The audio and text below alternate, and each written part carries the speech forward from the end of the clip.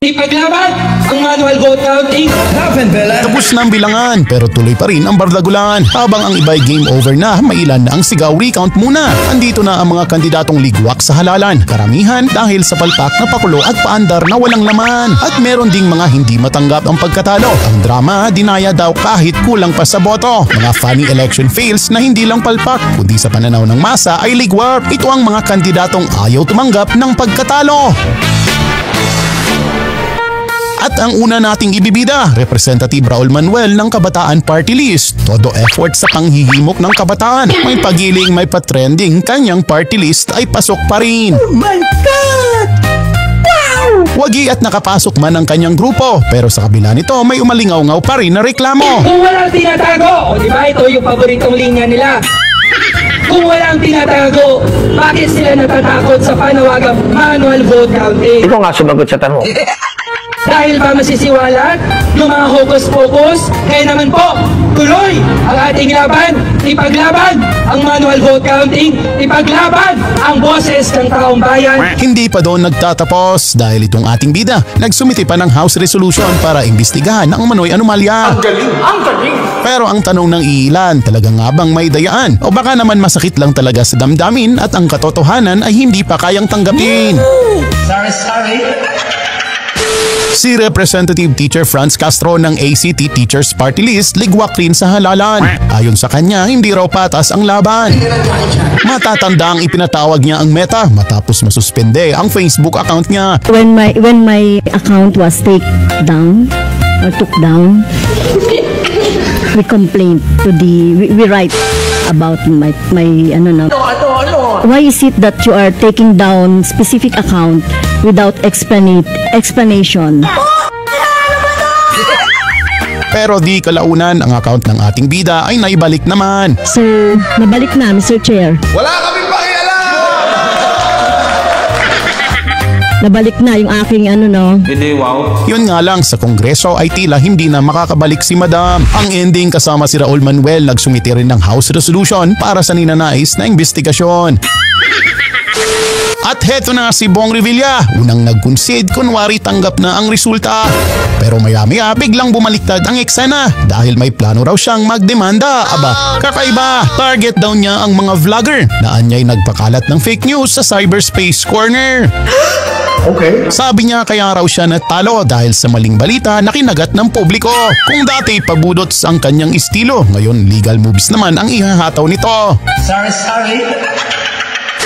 At eto na si Mr. Epektibo, Philip Salvador, nagtataka sa resulta. Ano nga ba daw ang nangyari sa boto nila? Ano nangyari sa boto namin?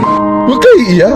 Ang makakasagot lang nun, ang COMELEC. Sila lang makakasagot. Wala akong sinasabing gumawa sila ng anomalya. Pero karapatan ng taong bayan na malaman kung ano talaga ang nangyari. Next on the list ang trio ng Maynila, Hani Lacuna, Benny Abante at Yul Servo nga pala. Don Mayor ako! Tatlo silang dating bida sa entablado. Ngayon ay sabay-sabay ding lumagapak sa dulo. Don Mayor ako!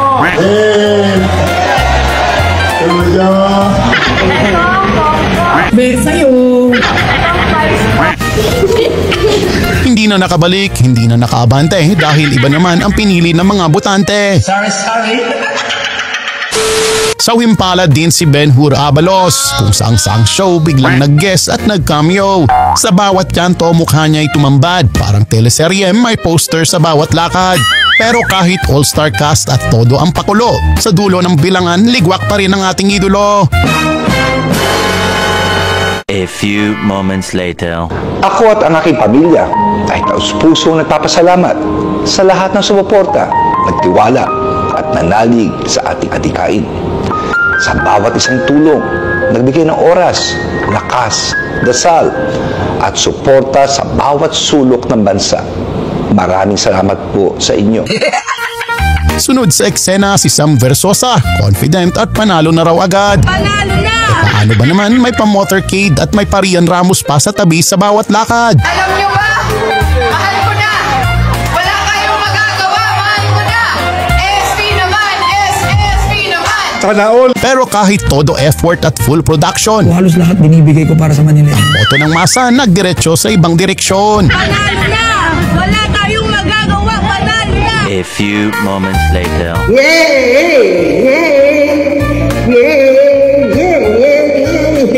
Hindi umubra ang pa-sweet at power couple image dahil kahit hashtag couple goals sila sa social media, iba pa rin talaga ang hanap ng masa. Sorry. Minalas nga raw si Cynthia Villar, hindi pinalad maging Las Piñas next Congress star. Kahit may piyesta at paparada pa. Pinagsama ng fans, tila kulang pa ang botong nakuha. Happened, Bella?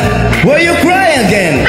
Pag hindi siya ang pinili, kayo ang minalas. Pero sa bilangan, tila iba ang naging kwento. Ang malas mukhang hindi sa tao, kundi sa boto. You're confident na mas malaki naman yung chance na lahat naman ng kandidato sabihin siya mananalo. Diba may nagsabi ba na hindi siya matatalo? Pero sa dami ng projects niyo namin na nagawa niya sa experience, you think it will be an advantage, even edge? Of course. At saka kung ayawan nila ako, sila ang minalas.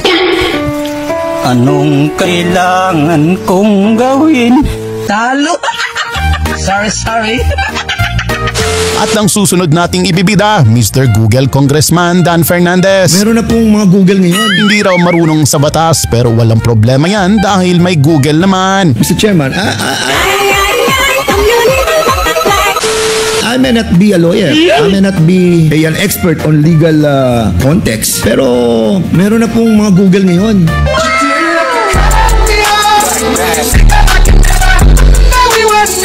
At nakakapagbasa na tayo sa Google. Magaling kang kumaka. And at the same time, Gen Z na po ngayon. Kaya I think grow up. Sa kampanya may papromosyon, pera muna bago boto. Triple daw ang balik kung mananalo.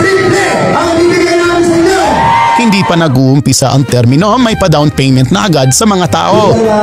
Buong gobernador, humingi po ko ng suporta sa inyo. At ako naman, bilang gobernador, may dalang biyaya o magbibigay ako ng benepisyo sa inyo. Hindi kayo uuwing luhaan. Uuwing kayo may dalang pera. Ang ending, paldo ang botante, sunog ang bulsa niya. Pero sa tunay na bilangan, hindi niya na-google na talo pala siya. Kung tayo talaga. Sorry. Si Dan Fernandez, pangatlo. Kung tatlong gobernador, panalo siya. Isa lang, talo. Hindi niya na-google na matatalo siya. At ayan na nga, tapos na ang botohan, tapos na rin ang bilangan. Pero ang ilang kandidato, tila hindi pa tapos ang laban. Habang ang iba'y tahimik na umatras, meron pa rin umaasa sa recount at muling pagbibilang ng oras. Pero sa gitna ng drama at hugot, may isang mahalagang paalala tayong dapat tandaan na ang tunay na leader, hindi lang marunong manalo, kundi marunong ding tumanggap ng pagkatalo. Dahil ang tunay na serbisyo, hindi nasusukat sa pwesto, kundi sa paninindigan at respeto. At dito na nagtatapos mga eksenang hitik sa kaganapan. Sa ating paghahanap, good vibes ang natagpuan. Kaya huwag kalimutang mag-subscribe at mag-like para laging updated sa mga kwelang eksena. Hanggang sa muli, mga tropa!